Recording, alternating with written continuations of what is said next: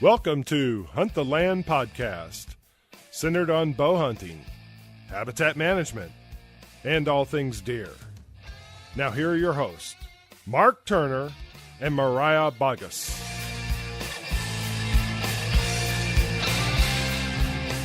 Hey guys, I'm Mark.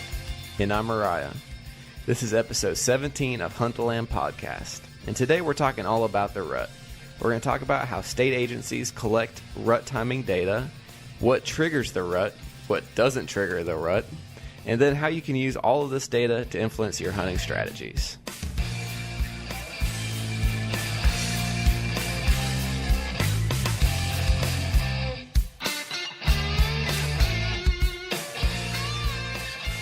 Welcome to the podcast, everybody. We're real happy you're here. We've got a really interesting and timely topic today, and that is, when will the whitetail rut be this year?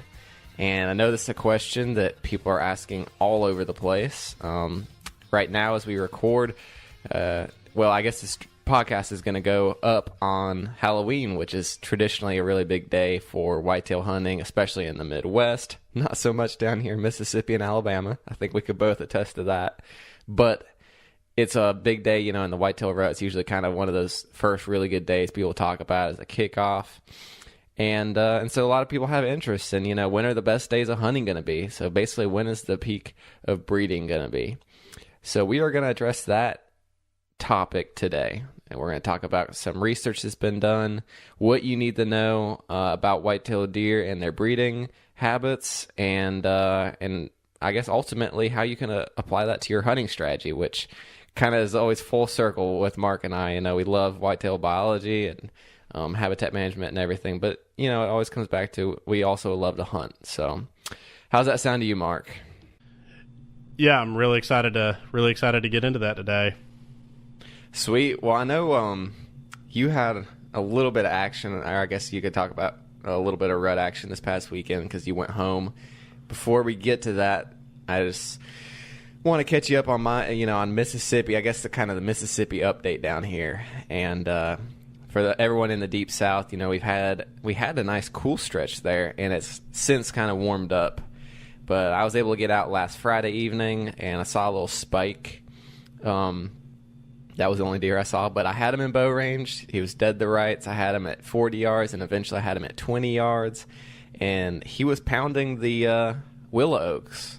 I was actually sitting in a stand of swamp chestnut oaks that have, I think, pretty much finished dropping, or there's actually some that hadn't started yet, and this deer was there. You know, he was eating under a willow oak, and when I got down, there was tons of sign underneath that willow oak. So, yeah, kind of getting back to the acorn thing, you know, we talked about. It's definitely something to pay attention to. And on that property, you know, at least at that time, that day, that willow oak was hot. That deer hung out there for a long time. He actually came back and made a rub later, which was really cool. That was the first time I ever saw a buck make a rub. So it's kind of a milestone there for me. And that was Friday evening. Saturday morning, I hunted a spot up in a bunch of white oaks on some ridges. Ended up seeing a doe and fawn real far off, and a buck, actually two yearling bucks, work up the ridge to where I suspect they bedded, which would have been a perfect point to bed on for that wind. You know, I was kind of playing off that. I was actually hunting a little bit of a saddle on this oak ridge, trying to catch movement from either side of the saddle and then possibly down the edges of the ridge. And they kind of crossed farther down the saddle up onto the point farther down the ridge, and then work down the ridge to where they would have been on a point, you know, with the wind at their back. So that was really cool, kind of seeing that play out. And so finally saw some deer this weekend. I don't want to talk about Saturday night because it was just a complete debacle. Like, oh man, I got to the property a little late, and then there was a fresh beaver dam that had the creek all dammed up. I couldn't cross it. I had to walk way out of the way to find the beaver dam and walk across it. And I got up to all the oaks where I, was planning on going, all these white oaks, and there wasn't a single one dropping. It was just a complete disaster. And then about the time I got up there, the wind started switching and deer were blowing at me, and it was... Oh, gosh.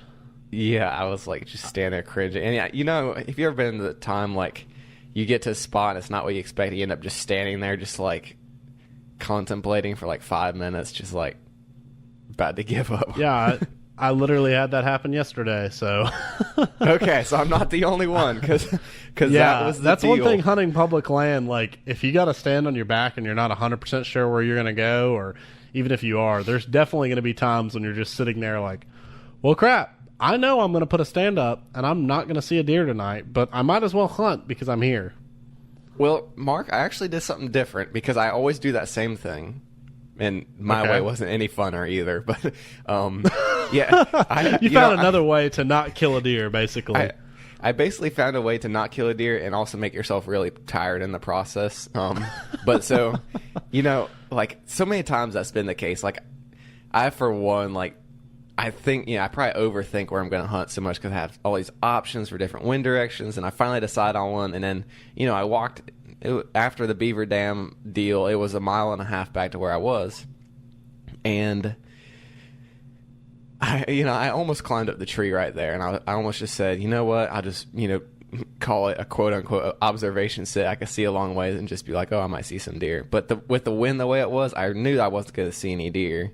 I'd already had a couple blow at me because of the wind, so I several times fought the urge to just climb a tree because, like, I just love the relaxation of sitting in a tree stand. Like, whenever you're set up, you can kind of sit back and relax, even if it's for an hour. But I've been in that place so many times, and I know that feeling when you're sitting there and you're just like, there's no way I'm going to see a deer tonight. Like, don't even have to wonder. So to not do that, to kind of do something different, I ended up just walking the rest of the evening, and I ended up walking probably another 1/2 mile or farther back and just trying to still hunt best I could with the predominant wind in my face, and ended up jumping some more deer. I saw some deer. I definitely got a better idea of that piece of public land, but I guess the short of it is I didn't kill a deer this weekend. I passed some little yearling bucks, but I really enjoyed it. So I want to hear about your weekend, because surely goodness it had to be better than my Saturday evening at least. I'll actually jump forward a little bit. I'm going to save this weekend's trip because it was a little more eventful, I guess you could say. So yesterday evening, there was a north wind, and I was like, okay, have this spot. It's way back in the woods. There's a bunch of white oaks, and there's a couple ridges I have to cross to get to it, which I knew was a little risky because obviously the deer could be up and feeding at any point during the day on acorns. But I knew there was there were a couple beds with rubs next to them, so they were buck beds on this ridge that was facing. It was on a south or a north-facing slope. No, it was on a south-facing slope. So it was on the leeward side, I guess is the best way to say it. So theoretically, according to everybody's theory these days, the deer should be bedded there. And regardless, like, the wind would have been perfect for me to get in there. And there was a clear cut behind it that I knew deer would be bedded in as well. So I had a lot going for me. Clear cut, beds, and most of the oaks were on back toward where I'd be sitting. And I was sitting kind of in this saddle with a draw coming up next to it, like really good terrain, and I definitely plan on hunting it during the rut. Well, and just before this, I'd been talking to somebody, and I was like, I feel like I'm hunting too far off the road because nobody's really hunting this time of year. Like, I'm not seeing a lot of pressure, and I'm acting like we have to be a mile back in there to see deer on public land, whatever. The reality is, I mean, this isn't like the Midwest. Like, there's not that many people that bow hunt in the South. And those that do, most of them, like, if you've got the money to bow hunt seriously, you probably have a lease. And so, regardless, like, this 30,000 some odd acre piece of public land, like, there might be 30 guys out here on a Saturday. That's less pressure than most leases get. And so I'd kind of been putting that in the back of my head, like, well, maybe I shouldn't hunt so far off the road. But I decided I was going to hike the 1/2 mile and do it, which I know a 1/2 mile isn't that far for a lot of guys. But down here on this particular property, you can't get much more than a 1/2 mile off of a road, period. And there were a couple pretty good ridges that I had to go up and down. So anyway, decide I'm going to do that. So I start walking in. And I get like halfway, and then all of a sudden, just like you're saying, the wind was completely different than what it was supposed to be. And I'm like, well, maybe it's just because I'm down in this valley. Maybe once I get back up on a ridge where I'm going to hunt, it'll be fine. Go a little further, jump this little buck, and he runs off. He didn't he didn't blow at me. He might have smelled me. I don't know. The wind wasn't going exactly his way whenever I jumped him. At that point, I should have just thrown up a stand. No, I decided I'm going to keep going, get on down up the next ridge and over it, get down in the bottom, and I'm sitting there and the wind's not right. And again, I was like, well, maybe it'll be right where I'm supposed to be sitting. And instead of just, I don't know what I would have done at that point because it was getting kind of late because I tried to sneak back in there quietly. Take like 2 more steps, bust a bunch of what I'm assuming are does, and they run off and then stand at like 400 yards away blowing at me. So that was great. Get in the stand, didn't see anything. Of course, get down, back out. Yeah. Well, tonight I was like, okay, I'm going to do things differently. I am not going to do the same stupid thing and go so dang far off the road. And so I had this buck bed that I'd found that was in this bend in the creek that basically the creek made a point that was kind of pointing north, I guess you would say. And we have a south wind. And so there's a bed on the point. And so with the south wind, that deer could sit there. And again, there were rubs all around it. And it was a good-sized bed. With the wind the way that it was, the deer could sit there and have the wind coming over the creek to it. So I decided I'm going to walk back in there. And I get almost all the way, there's this little food plot complex I got to get through. And I get back there almost to where I'm going to cut into the woods and start walking. And I look, and I didn't realize this plot was in corn. And there was like a probably 4-acre corn food plot. I said, well, let me just walk the edge of this, see if there's any sign.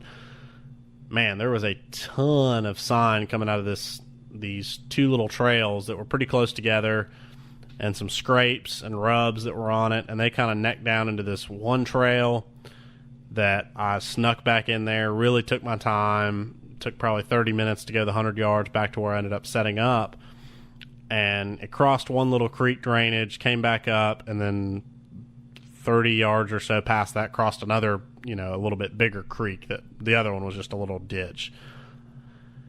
So at that point, the wind was perfect. I've got this little, got trails coming off into the creek in front of me, and the whole, I guess you'd call it's not the bank, it's just like a little sandbar or whatever on the creek. The creek's only about 10 yards wide or so, but the sandbar that takes up half of it is just covered in tracks, like 100% covered in tracks. So I felt pretty good about my setup. Got up in the tree, didn't spook anything. Finally didn't spook any deer walking into the stand. And about, let's see here, 30 minutes before shooting light ended, I heard some deer crossing the creek 100 yards downstream of me. So that was my hunt tonight. But I did see a river otter, and that was really cool. He swam up the creek and was moving around and whatever. So that was kind of unexpected because this creek's only about, throughout the whole course of it, it's less than a foot deep. So I wasn't really expecting to see that. But so that was kind of, it was a good hunt though. I felt like I set up in the right spot. Well, not the right spot for tonight, but obviously there were plenty of deer that were crossing there, and I was just about 100 yards off. So that was a little bit more of an improvement versus what my past hunts have been. And it kind of reinforced the fact that I easily could have killed a deer right off of a food plot this time of year. And oftentimes I discount food plots this time of year, and especially with acorns dropping and everything. But this whole area is a lot of bottomland that doesn't have many water oaks in it. But water oaks are the predominant thing. And so it's kind of one of those things like, I feel like deer probably would rather go to a cornfield than eat water oak acorns. I don't know, at least man. Most of the time. Yeah, it has. It's definitely can be different on every property for sure. Yeah, and like I said, that wasn't really my initial plan, but seeing all the sign, it was obvious that the deer were using this plot a lot. So, and it's certainly different property to property, but I think in the future I'm going to try to. I may be hunting off, not right on food plots, certainly, but whenever you have a situation like that where you've got an obvious creek crossing, and I just missed it tonight. I was just on the wrong crossing, and that happens. But, well, it sounded exciting up until that.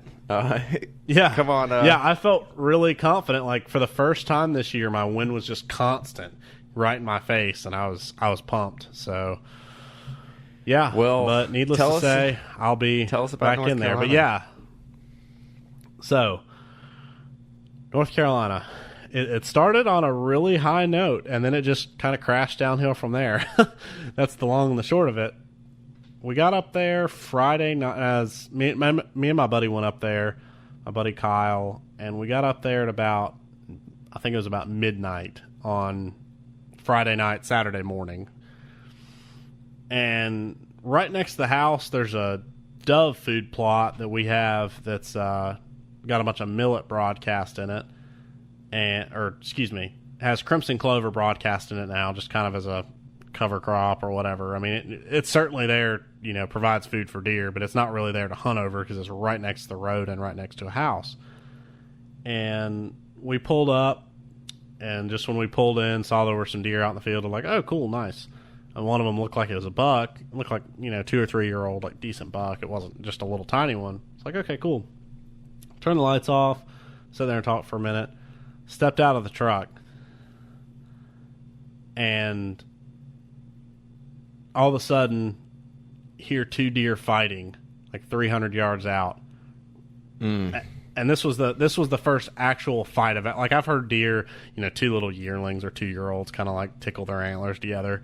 This was a fight, and it was pretty freaking awesome. And they sat there and fought, and they snort wheezed at each other, and then they stopped fighting, and they were, you could hear them grunting at each other, running around, and ended up running by this barn that we have that's got a light on it. And just looking through the binos, we could see there was a doe that I'm assuming was hot. And because, again, this is October 27th, I believe, and our peak breeding's November 8th, so it's about that time that you're going to start seeing a few does come into estrus. They start running around, and one of the bucks got close enough to the light that I saw was the 5.5-year-old buck, Bruce, that I've been after. Yeah, Bruce. Yeah, and got 2 of his sheds from the past years, man, it was just awesome seeing that. And so obviously, barely slept. Get out the next morning, and it's opening day of muzzleloader. So at that point, I was like, okay, well, we got a lot of pasture behind the house, but I was like, okay, I'm just going to slip back behind the house, sneak back there, and assumed they were probably bedding in this thicket behind this pond that we have. But that thicket connects to the rest of the timber in that direction. And so I set up right where the rest of that timber connected to the thicket, and I said, okay, well, maybe I'll see a buck here. I felt like it was the best bet, and this is also where I saw him going into last time I was home. Yeah, it's kind of crazy. I've seen this deer twice now. Never seen him before in daylight, but this year saw him in daylight once, saw him at night once. And I get back there, and needless to say, I didn't see any deer. So that was disappointing. So they may have just gone across the road, or they may have gone that direction just a couple hours beforehand. And that's part of the rut. But hearing 2 bucks fight really aggressively for 5 or 10 minutes in the dark, I mean, that was crazy. Like I said, I'd never heard a deer snort wheeze. I'd never heard a deer. I mean, I've heard deer grunt before, but I've never heard that much grunting going on, over the course of a little bit. And so, yeah, just a really cool moment as both a deer hunter and somebody that's interested in deer biology.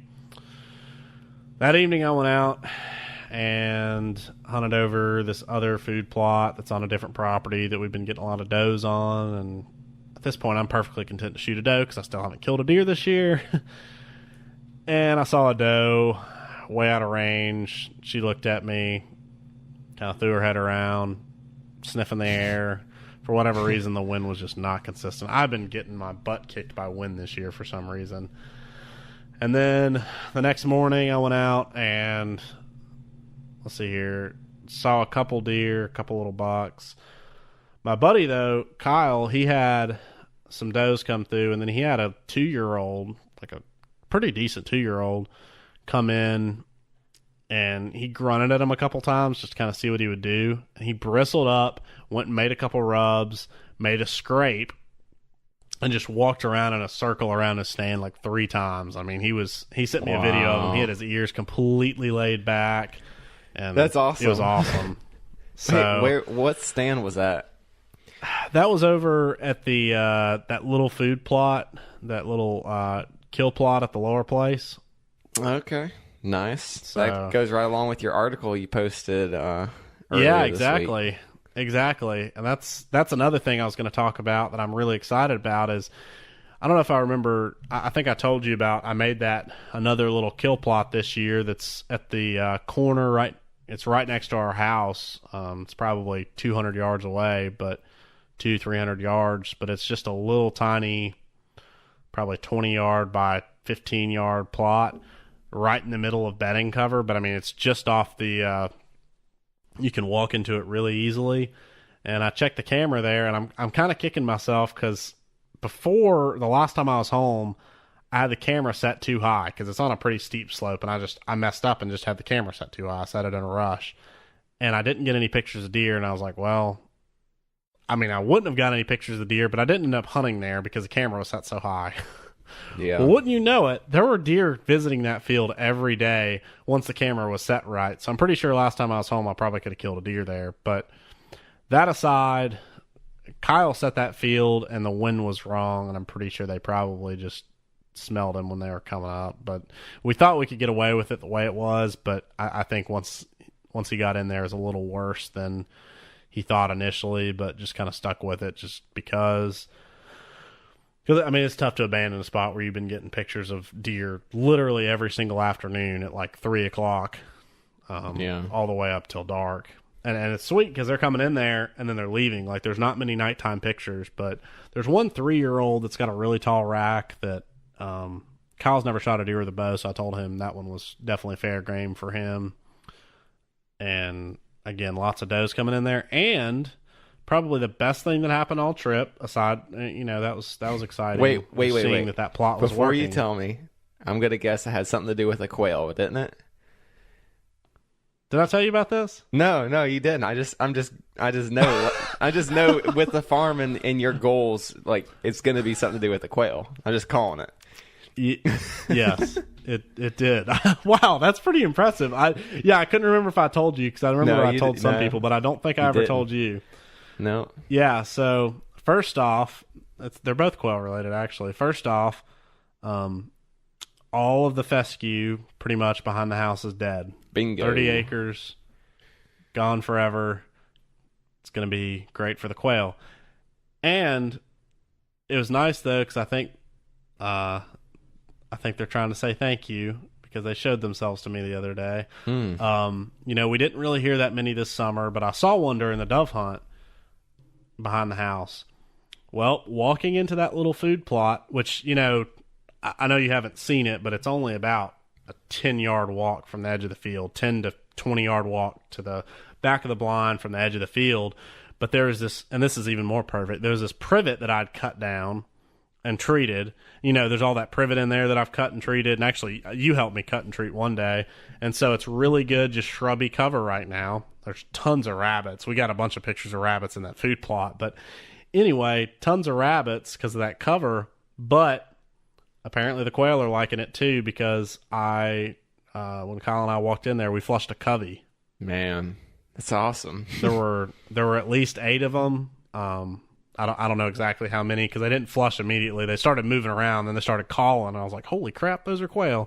And then finally a couple of them flushed, and then a few more flushed over time, and I didn't get a clear look at how many it exactly was, but there were at least 8, I'm pretty darn sure. So, yeah, it was, obviously it's great to go back and see family, and so that was the best part of it, but not the best trip deer hunting-wise, but cool trip. Just seeing some awesome deer behavior that I've never witnessed before, and then also an awesome trip because let me know, hey, there's still some quail around, and which, I mean, we knew there were quail in the area, but it's just such a fickle thing when you're trying to improve things for them. But it's exciting to know that there should at least be a few around in the spring whenever we start actually, we light those fields on fire and we have a good plant response and everything else. So needless to say, I'm feeling like a little bit better habitat manager than deer hunter, but that's how that goes. Well, I mean, it is early still, so and I think we talked about this last week. You're a little going home this week, and you're still a little bit on the front end of the rut. So I don't know. You're probably busy this weekend, but this coming weekend is probably the weekend to be there, and then the next weekend too. So it is what it is. Well, I'll be there the next weekend. You are. Well, wow. Yes, for the firearm opener. I'll actually be there. So I'll actually be there for a few days. I think I'll be there for 4 days. I don't know how much I'll get to hunt the last day because my grandmother's having some surgery then. But yeah, I'll be there for the firearm opener Sunday, Monday, and Tuesday. Man, I don't know how much I'll get to hunt Tuesday, but that's a good time to be in the woods. Man, I hate you. You're so lucky. Oh man. All right, so that's like about a week and a half before Thanksgiving, something like that. Yeah. Yeah, basically 2 weekends before Thanksgiving. So, yeah. That's like prime time. I think that's actually what would be that Friday. That's the day that I killed my first mature buck ever there at the farm, or on the farm there. That would be. You're correct. And so, also I forgot to tell you this. Rick James is still alive. As of like the 23rd of October, I have a picture of him. I actually have 2 pictures of him. I have a picture of him at the right in front of where you killed your buck. Essentially, that camera might be mounted on the same tree, except there's a food plot there now.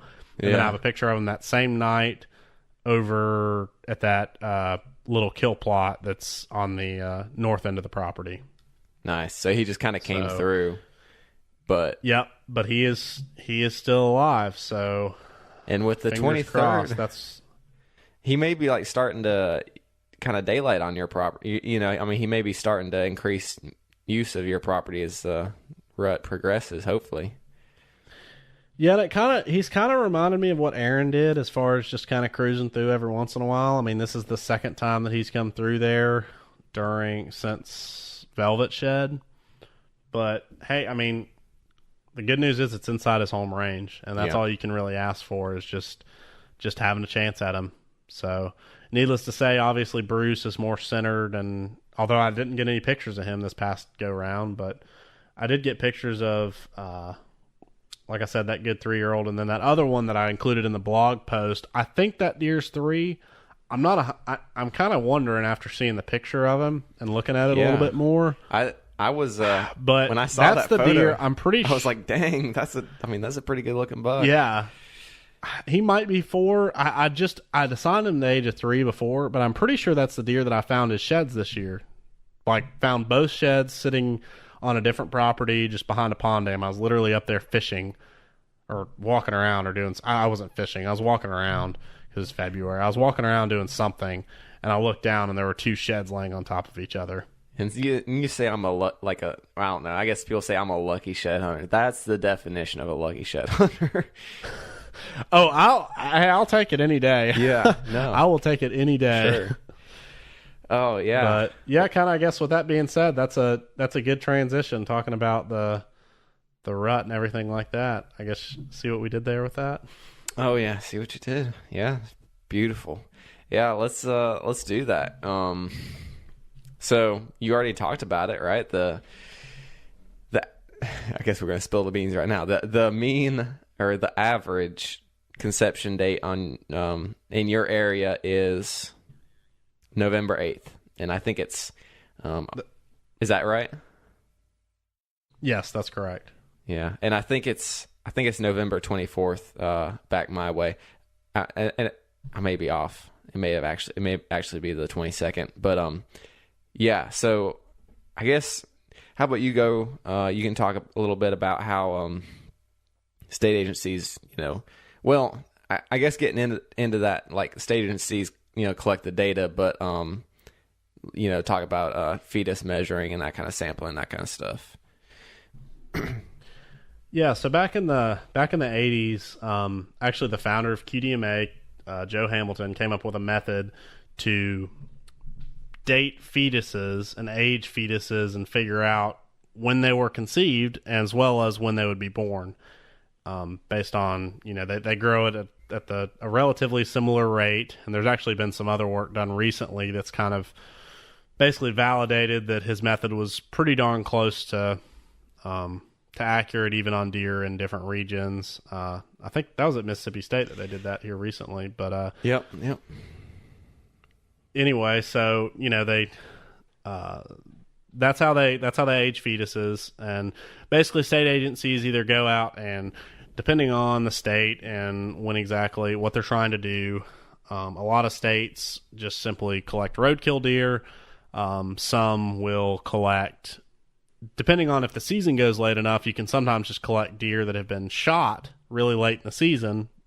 And then other states, such as Alabama, if they're trying to get a really fine scale, and I'm sure other states in the Southeast have done this, I just personally know that Alabama has, if they're trying to get a really fine scale fix on when a breeding date is within a particular location, and they're, really trying to do a very good survey, they'll actually go out and shoot deer at night during the spring and shoot does, and then take those fetuses and measure them. And that way they can figure out when exactly that breeding's occurring, as well as whenever fawning will occur, which is certainly important for hunters to know. It's certainly also important for biologists to know, because like North Carolina, for instance, has recently tried to go back through and restructure their hunting season dates to reduce the number of mature bucks that are being shot before peak breeding occurs. Because for a while in some regions, the way that they had the season structured kind of mismatched whenever breeding was occurring, just because for a while they thought breeding was occurring at a certain time, and it was actually a little different than what they thought. And so that's kind of how state agencies do that. And if you look at the data and you look, across most states and we'll talk about the Southeast, because, or particularly, like, I guess you'd call the South, not just the Southeast, but, the really deep South states. We'll talk about those here in a minute, because those are obviously a little different. But if you look across the whitetails range, most breeding occurs at roughly the same time, sometime in that November period.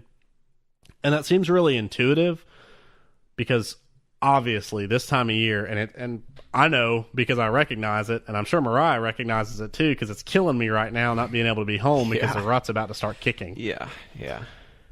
But November is, it's such a popular time. You see all these big deer falling all across the country, of people shooting deer in November, whatever. And it's not this, it's important to note, if you really pay attention to it, certainly there'll be spurts when you see more. If you follow enough hunting pages, there'll be spurts when you see more deer getting killed. But it's pretty, to me at least, it seems pretty consistent from like November 1st all the way up till like Thanksgiving or so. You see pretty good deer getting killed every day. It's not like it's just this like, well, some years it's like occurring the first week, and then other years it's occurring the last week. And I guess that kind of jumping forward a little bit, but there's been a lot of research done on this topic, and 100% the result in everything is found that breeding dates do not change year to year within a population.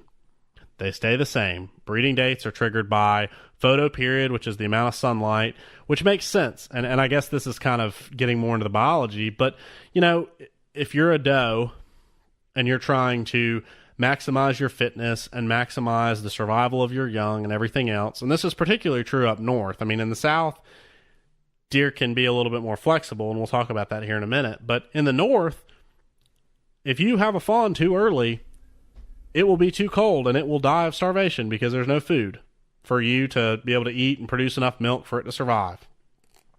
More importantly, if you have a fawn too late, that fawn will not reach some minimum size and it will die because it's born too late. So there's these selection pressures on both ends of the spectrum pushing fawning to occur at the same time every single year.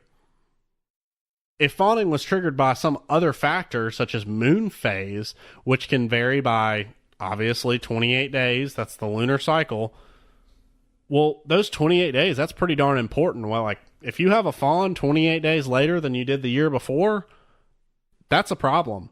If you're, up in the north.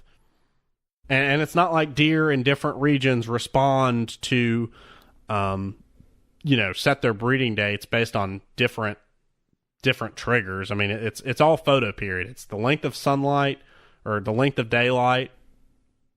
100%, no doubt about it. That's what influences breeding dates. Yep. And mic drop. Yeah. No, I was like, we're done. And I think there's also value here. So I'm going to kind of play devil's advocate a little bit and just I guess kind of address what a lot of hunters say. And I've had these weeks. I've had second weeks of November that just seemed slow. And maybe it was warm and I didn't see any deer, and I was like, man, the deer they didn't move today. Well, as I've progressed as a hunter, I really have come to the realization, I believe every single day every deer is killable. Like, a deer's going to be on its feet. They don't lay down in the morning before, an hour before sunrise and then not get up until it's dark. Like, that's really physically impossible. They have to get up and move and stretch and pee and poop and eat a little bit to keep their rumen going. So that first of all, I think every deer is killable, but I've had weeks where it's just like, wow, I'm just not seeing a lot of deer. I guess, and I could see someone walking away from that and thinking, well, I guess the rut hasn't happened yet because, I didn't see bucks running all over the place chasing does. Well, there's a lot more to it than that. A lot of it has to do with where you're hunting.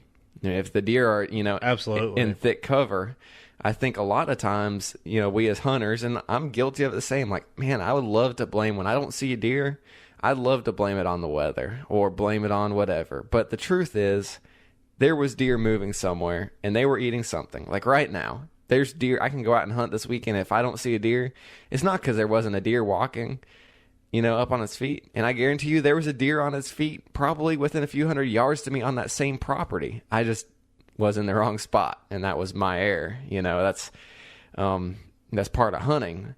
But with the rut, it's so easy to be in the wrong spot and think, man, nothing's happening.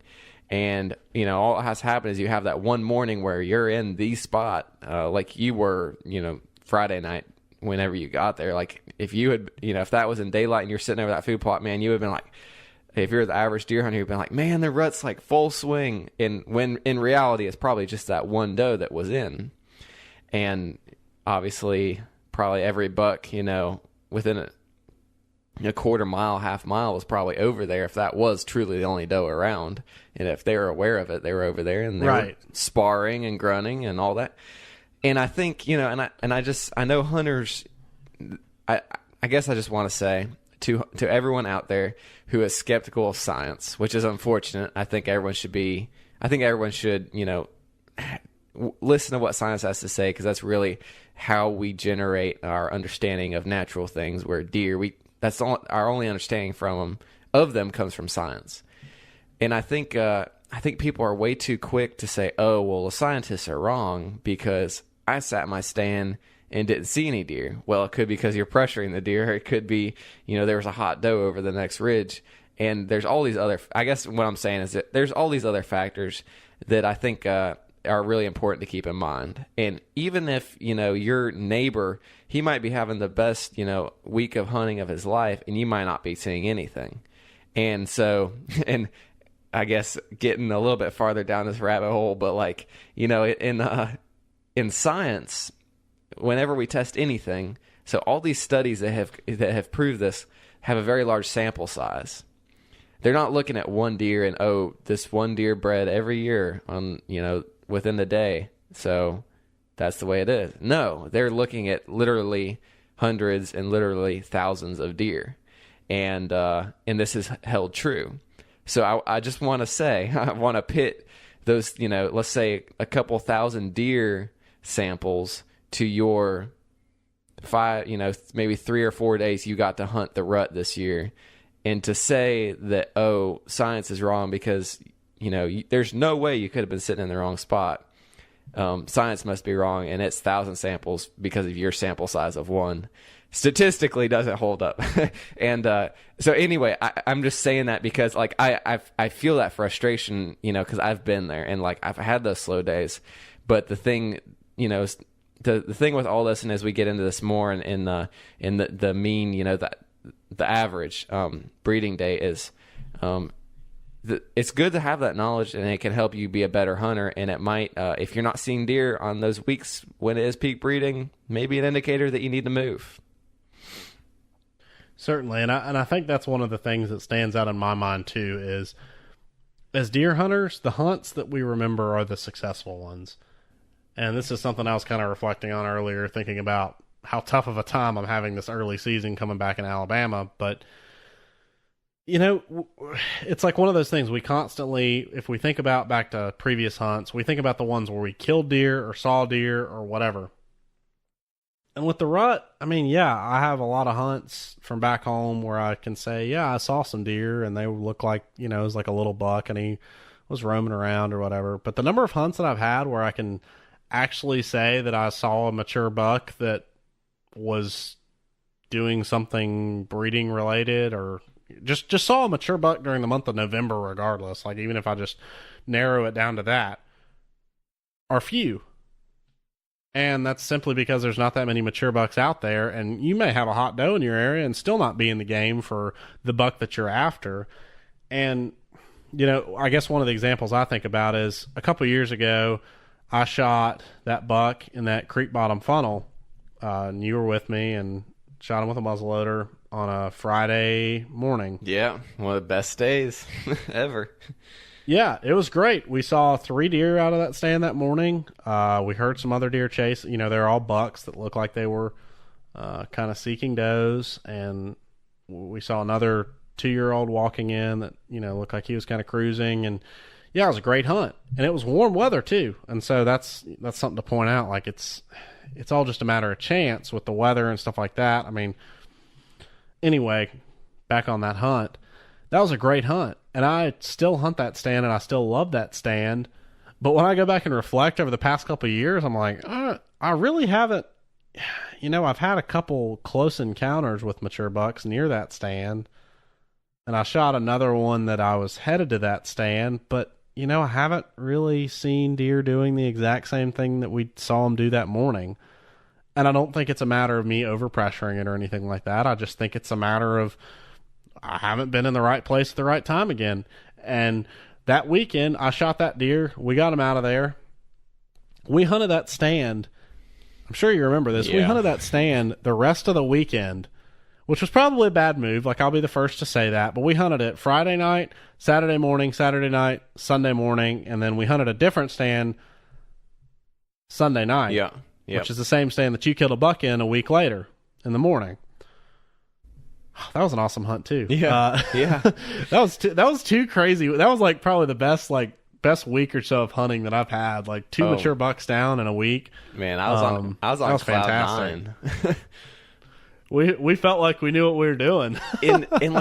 But back to what you were saying on your buck. Like, I remember that was a November morning, right? I mean, that was the first week of November muzzleloader. 5th, I think. Yeah, it was the first week of muzzleloader season, and I remember, in the stand that morning, having mosquitoes buzzing my head. Like, it was that warm. Like, we were sweating by the time we got out of stand that day. Like, it was a very warm day. I was wearing base layers, and that that's a whole different thing on the weather topic. But my point is, we hunted that stand a lot more, and I've hunted it more since then, and still haven't seen deer out of it. But that hunt stands out in my mind. So yes, like, certainly if you see a deer chasing doe in front of a stand in some certain period of time, like, you're only going to have these set number of encounters during the rut, and you shouldn't necessarily frame your mindset of, well, I think that breeding's happening at this time just because you saw a couple deer running around. Like, I actually had a conversation with someone about this very thing as far as like breeding dates, and they were talking about just how that sample size can influence like the way that you your average breeding date. And they basically gave this example of a property. They used 10 deer, or they just randomly selected 10 deer, and they got a breeding date that was 2 weeks earlier than the breeding date whenever they used, I think, 25 deer or 30 deer or something like that. And certainly most people are basing their opinion of, oh, the rut was early this year or late this year. They're basing that off of much less than 10 encounters. Yeah. It's certainly just a couple encounters. And so, I mean, even if they hunt every day, it's not like most people are seeing mature bucks every single day. And so, with that being said, yes, sample size matters, and there's also other factors that influence deer movement. And while on a research side, those are hard to get at, things like weather and things like, moon phase, there's been some variance of opinion on that. Even if moon phase does influence deer movement, so I'm not going to throw out that it doesn't. I don't personally care about the moon. I think it's kind of funny, but there are certainly other systems in the world that are influenced by the moon, and so sure, let's just say that deer move more during some particular moon phase. Well, that's all fine and good, but if I'm a buck and a doe comes into estrus, even if it's the wrong moon phase, quote unquote, my instincts are telling me to go try to breed that doe, regardless of whatever the heck that this thing in the sky is doing. Oh yeah, absolutely. And it's just kind of funny. Like I don't know why that we go back on that so often. And again, sample size. People look at the moon and they have a couple good hunts here and there with a particular moon phase, and it's suddenly gospel truth that, oh, well, deer move more during a full moon, or deer move more during a new moon. Like, unless you have a bunch of information, that's just not that just doesn't work. It just doesn't fly like that. And again, most and I'll say that most research points towards the moon not mattering, but there are a few projects that have pointed towards there being some differences in movement. So we haven't fully teased that one out yet, but regardless of that, the moon, you're not seeing these huge swings in deer breeding dates. The moon is not having any influence on when does are coming into estrus. And another thing on the sample size is, like, even if someone, I mean, I don't care who it is, a great hunter and all, even if they hunt their whole life, the information they remembered, even if they remembered everything exactly as it happened, they remembered every bad hunt, every good hunt, and their memory was perfect. What they experienced on the hunts they were able to go on, the properties they hunted, would be nothing up against the thousands of different samples that have been collected for all these research studies across hundreds of different properties, several different counties, many different states, different deer herds, different subspecies of the whitetail deer. Like, there's absolutely no way anyone could ever, even if you remembered and recorded all your hunting information for your whole life, all your encounters, that it would ever, it would ever rival the amount of data that is collected for research projects and for the data to be statistically significant. So I guess I just want to lay that one to rest, is that, right, like, there's no reason to doubt research, even though it may seem you see something different sometimes. It's situational. There are so many other factors that are probably at play there. And certainly hunt how you want, and whatever gives you confidence and that you're able to be successful with, and that's all fine and good. But definitely don't go out and just blatantly disagree with research. And I mean, I know Alabama alone, they've done collections over the past 20 years, and I want to say like 66 out of the 67. There's one county that didn't sample, so they've gotten all but one county, and there's multiple sites across those counties, and they've shot, I want to say it's like over 25,000 deer, or 2,500 deer, excuse me. It's definitely over 2,000 deer that they've collected and aged the fetuses on. So, I mean, 2,000 deer, and it's more than that. I think it's around 2,500, but that's a lot of deer to look at and be able to figure out the breeding date based on. especially compared to someone that is just looking at, oh, well, this weekend I saw a bunch of deer. Last weekend I didn't. Must mean that the rut's on. Yeah, and this time of year, it's so popular. People see one buck out nudging does, and they make a post on Facebook. Rut must be on this week. I mean, it literally happens all the time.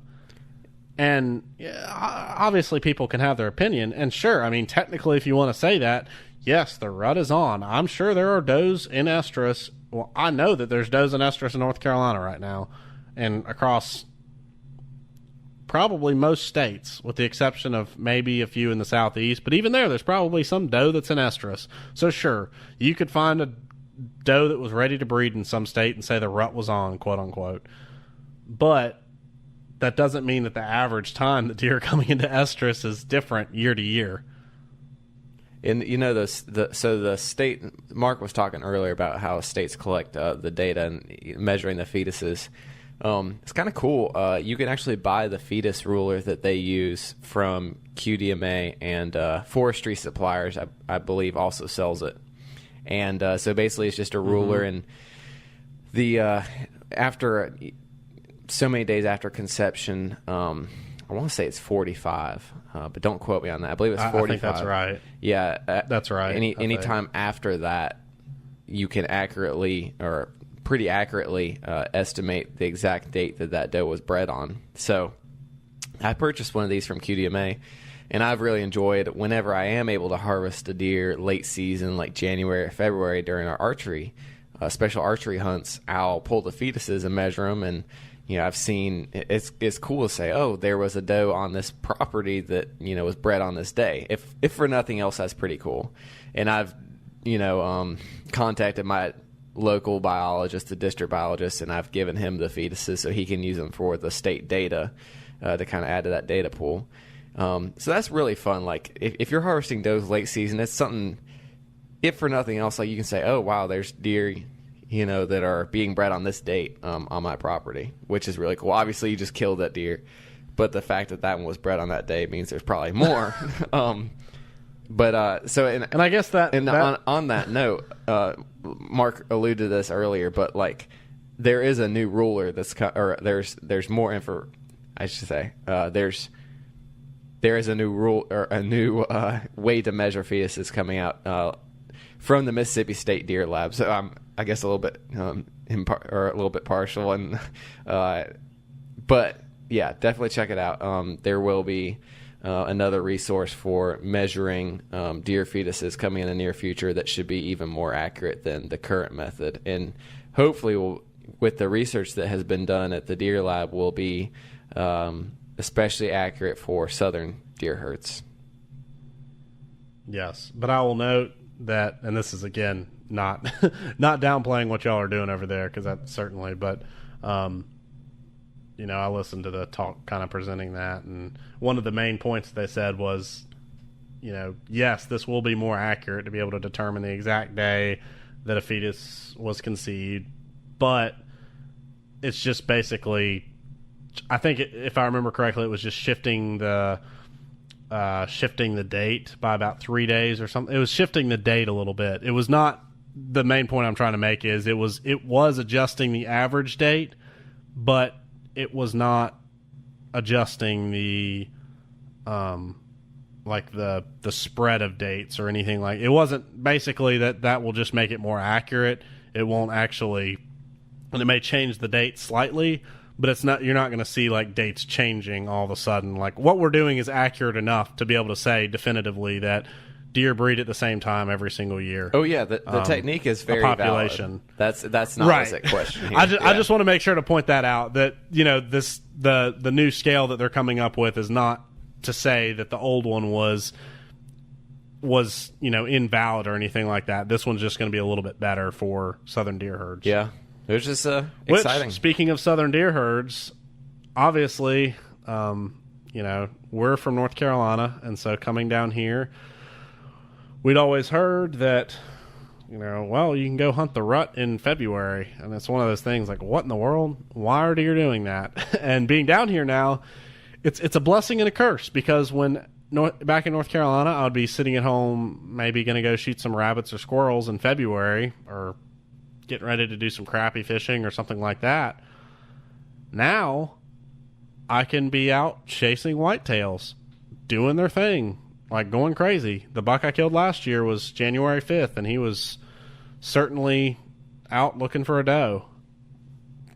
And, you know, the other thing that kind of comes with that is not only is it a later rut, but it's also a much more, like, fine scale. Like, most of North Carolina, like, and we keep mentioning North Carolina just because it's where we're from, but, you know, North Carolina's dates are based on, the coastal plain has some breeding dates that are a little earlier, and then the Piedmont has some dates that are a little later, around mid-November, and then the mountains goes on into December a little bit.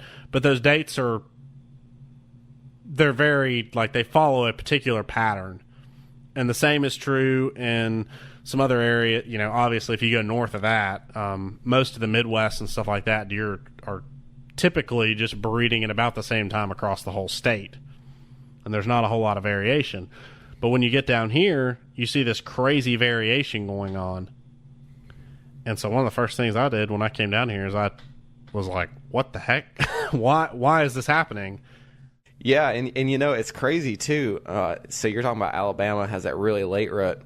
Mississippi, because like I was the same way first time or whenever I got down here, you know, looking at the rut map, because most state agencies that collect fetus measurements, they also publish a map, which is super helpful to hunters.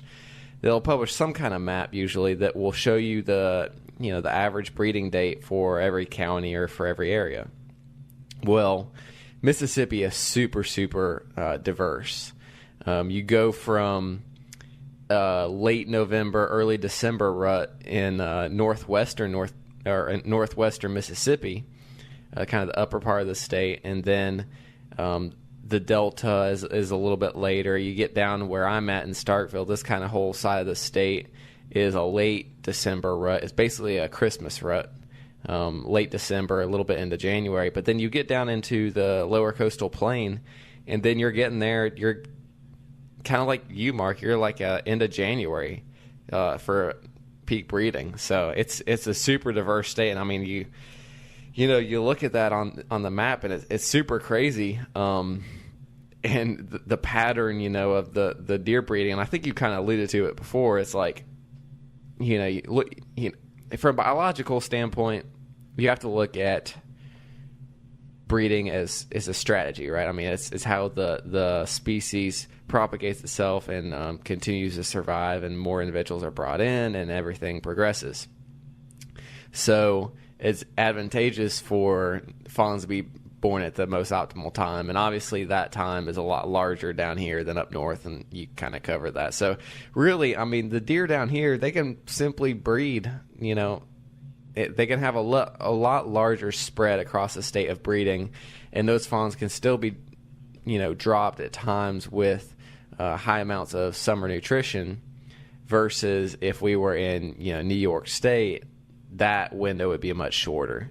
So it's kind of cool to see. It's like, oh, you know, we kind of have this diversity because it's simply not required that it be super short. And then there's also some other factors that are influencing or likely influencing why we have these pockets of different peak breeding dates. And you know, it's like, I guess yeah, everyone wants to talk deer genetics, and I published a post on this last week, and it's always a hot or a heated topic, but so fawns, you know, they inherit DNA from their mothers, and mitochondrial DNA being one is one of those things that influences their the breeding date. And so you get these pockets of these doe groups that you know, they tend to breed at pretty close times. And I know, Mark, you have some research you want to talk about that was kind of relating to that heritage of breeding dates. Yeah, and really, you know, that's kind of one of the first things to understand is that breeding dates are, it's pretty well accepted now that breeding dates are maternally inherited. And, you know, whenever you compare a buck, which may disperse a long ways, versus a doe that's probably going to stay in around the same area she was born, that's an important consideration, because if bucks were passing on the genetics of breeding timing along with does in the same manner that we see things like antler size passed on, for instance, we would see that across time, these breeding dates would probably just kind of wash out the differences that you see down in the South, and we would just end up with this fairly homogeneous rut like you see across the rest of the country. However, obviously that's not the case, and the reason why is largely due to the fact that it's maternally inherited, and so these small little pockets of doe groups are just able to kind of maintain their breeding dates. And one of the things that I guess kind of goes along with that is there's been some research actually in roe deer, because obviously deer being born, fawns being born as late as they are in the South, they're not really being born at the optimal time. It's just too late in the summer. The nutrition in the forage that's out there, most plants are kind of past their peak quality in forage production, and so that's going to negatively affect late gestation as well as lactation. And so it's one of those things, like, why would deer not just kind of switch their breeding dates or, have selection occur to where the fawns that were able to survive the best would be the one that were born during the optimal time? Well, there's been some research in roe deer that showed that the same thing was happening over there, and they're this deer species in Europe. And basically what happened over there was, with climate change occurring, the plants were basically maturing earlier in the year, and there's a pretty big shift in how early they were maturing. Well, that's negatively affected survival in roe deer fawns. I guess they're called fawns. I don't really know. The young roe deer. That's negatively affected survival. However, we haven't seen, thus far, it has not been observed that they've been shifting their breeding dates at all. So it's one of those things that it may not be something that they can really adjust very well because it's being maintained in these small pockets through maternal DNA. Or the other thing it may be, which is probably the case in the Southeast, is that it's just simply something that they could adjust if it were really strong pressure or something like that, but they're just simply not, because it's not that strong of a pressure, and they're, like you said, they're able to do what they want to. But just as kind of an example of the fine scale DNA patterns that we can see, the county that I do a lot of work in, they actually did a study on the genetics of 3 distinct breeding populations. They had a population that breeds in mid to late January, a population that breeds mid to late December, and then another population that breeds in mid to late November. And so in one single county, you see a huge difference in breeding dates. And what they wanted to look at with this particular project was they wanted to look at and see whether these populations were distinct genetically, like whether the mitochondrial DNA in these populations was different because they had different breeding dates. Because, as I'm sure that you know, and most people probably listening know, deer in the Southeast were restocked. One misconception, though, is that I had, at least, and so maybe other people had it too. I thought that deer in the Southeast were restocked mostly from like sources in the Midwest and the North and crazy far off places. That's actually not the case. Most of the deer that were restocked, at least in the case of Alabama, but I'm pretty sure it holds true across most of the Southeast, most of the deer that were used to restock those populations came from the same area. Now, there are some instances where they came from different areas, and for instance, in Alabama, they brought some deer from Pisgah National Forest, of all places. Good luck finding, I think they restocked like 100 deer from there. Good luck finding 100 deer in Pisgah National Forest and then being able to trap those deer. Like, that just goes to show, like, it's just a single measure of like how much things have changed in the East. Like, there is not many deer up there. If I remember correctly, they traded some beavers for some deer with Texas. They got some deer from Texas and they gave Texas some beavers. I remember that because it was kind of a funny occurrence. But they did bring some deer from some different places during the mid 1900s to restock. But most of them came from the southwest corner of the state in the lower coastal plain. So most of the deer were brought from there, and those deer naturally have a late January on into February breeding date, or mid to late January on into February, depending on the exact location you're talking about. So they took those deer from those counties just because they had deer left there, and they restocked them all across the state. And nowadays, you see this crazy pattern of breeding dates, and you'll see little pockets of like this late breeding occurring, and then other pockets where this other breeding timing occurs. And so that's what this project that I'm talking about wanted to look at, particularly in this one county. And so they looked at the deer, and they compared to the deer that bred at the same time as the ones from that original source population, so that the ones that were, again, this is like 50 years after restocking. And the deer that bred at about the same time that the deer from the restocked population did were actually, they were genetically considered the same population.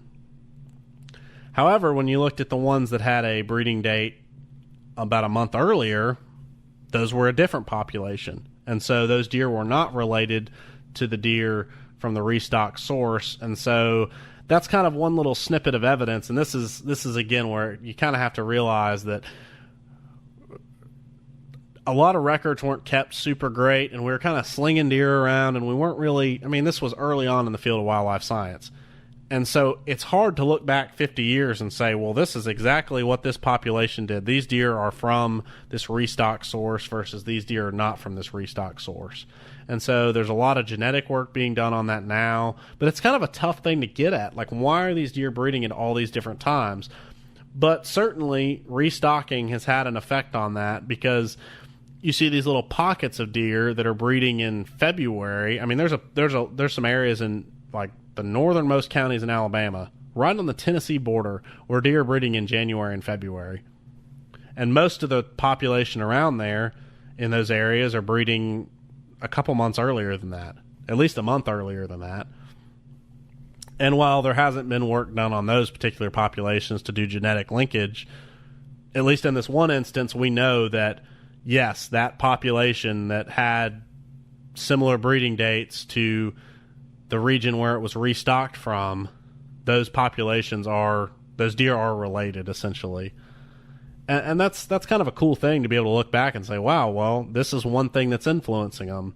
Another instance is there was some research done, again, from Mississippi State, looking at different, basically some people think that there are areas that still have northern strain deer, and this was kind of looking at that. And but one of the ones that was actually found to have some linkage still was in Alabama, and that is Black Warrior WMA, which is part of Bankhead National Forest, and those deer rut in November.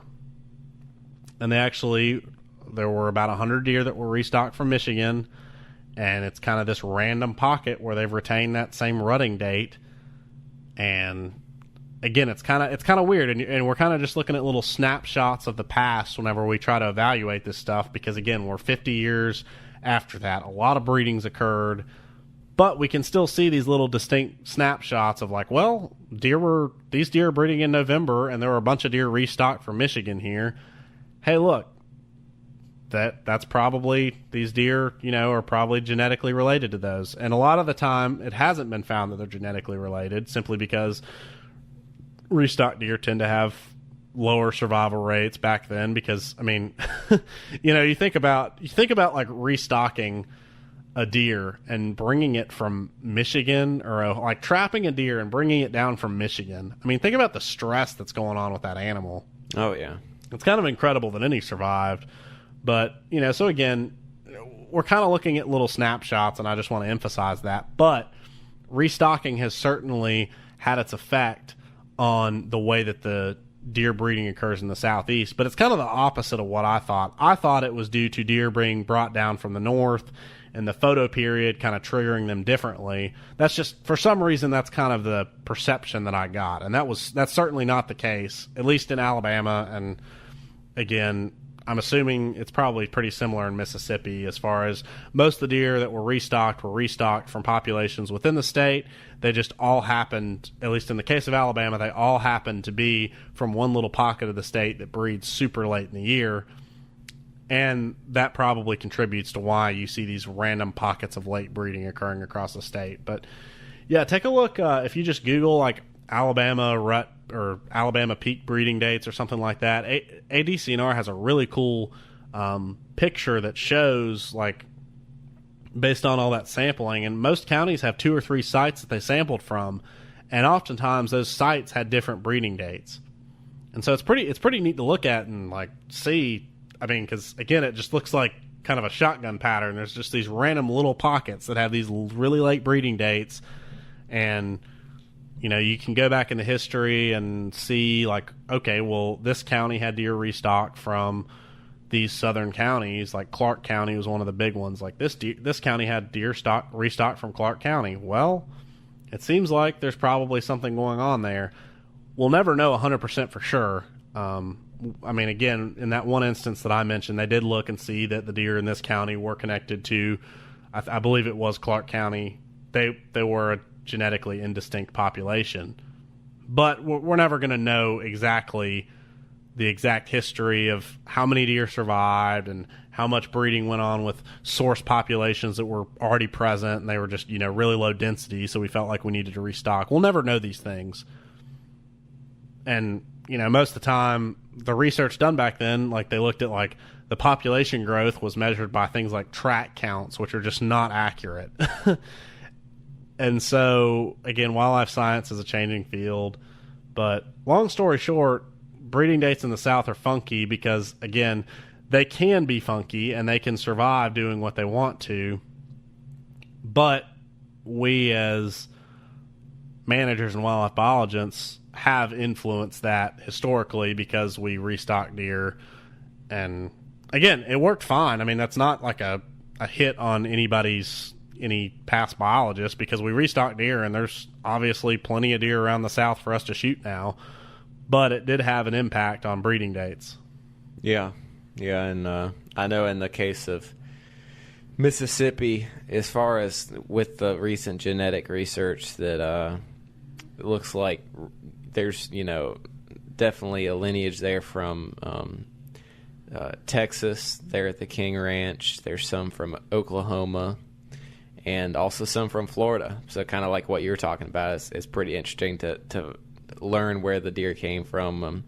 You know, I mean, it's really cool history in our conservation recent conservation history, at least, of you know, restoring deer population numbers. And now they're doing so well that, you know, in a lot of areas they're overpopulated and all. But I know, at least for Mississippi, there were some deer stock from up north, and I know we've talked about this before, but it's like, you know, the deer, they didn't seem to survive very well down here simply because they were just not they're not built to live in the South. You know, their bodies are too large. They're not fit to survive the hot summers. I guess the ratio of body mass to surface area is much too high, and so that they can't, you know, cool off as easily, and it's also very energy demanding to have such a large body, and they can't cool as easily. So there's a lot of misadaptations, I guess, from the restocking. And it's kind of cool to see that you know, those that weren't really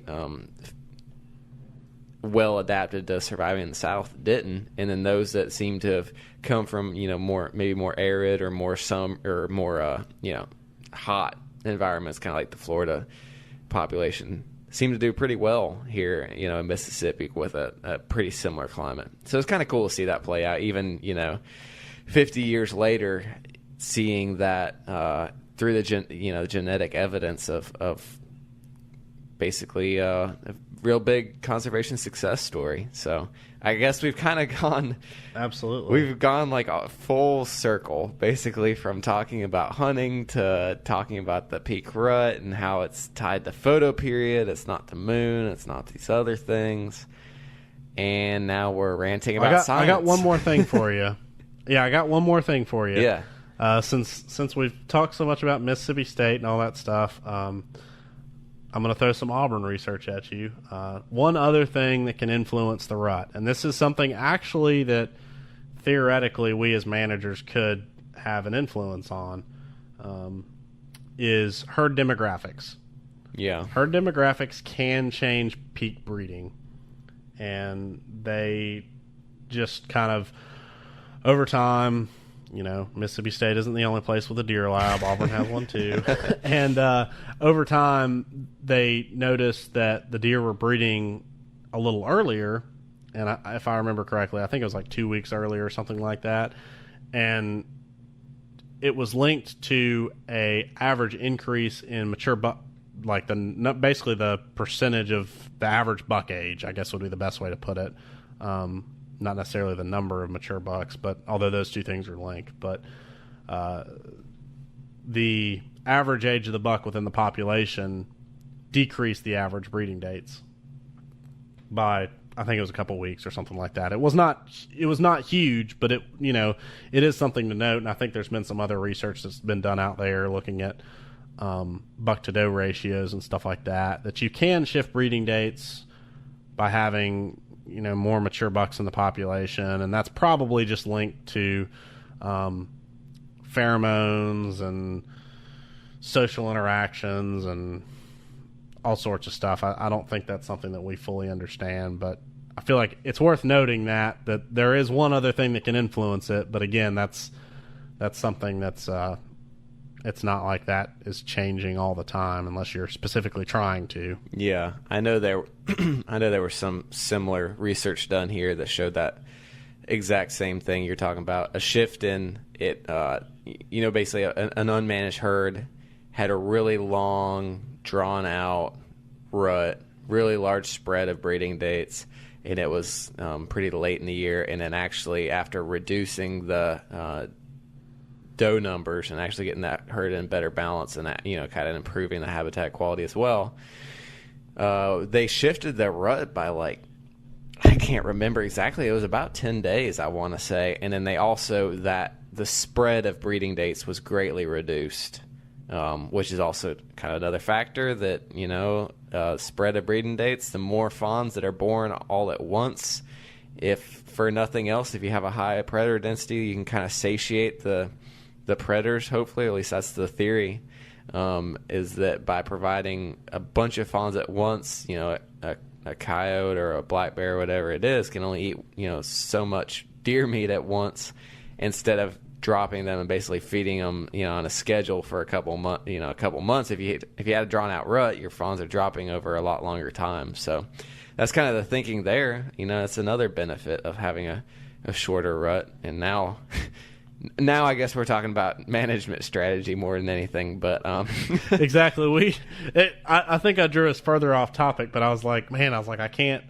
We can't end this conversation without discussing that, because it is kind of cool that deer are able to, does are basically able to time their estrus on, things like the number of mature bucks in a population, and I mean that's kind of cool. So, but yeah, it's. There are things that can influence the rut, but the moon is not one of them. Yeah. Amen. And neither is that cold front that got triggered. Yeah. Deer do not breed at different because of weather. That is not the case. I'm sorry to tell you. No. Nah, not at all. I guess with that, it is going to be Halloween for everyone listening, or I guess this podcast will be going up on Halloween, so good luck to everybody out there. I don't know. I mean, I know I'm not going to be hunting. Mark, are you going to get a chance to hunt any of the next couple of days? I do not think so. I'll be out.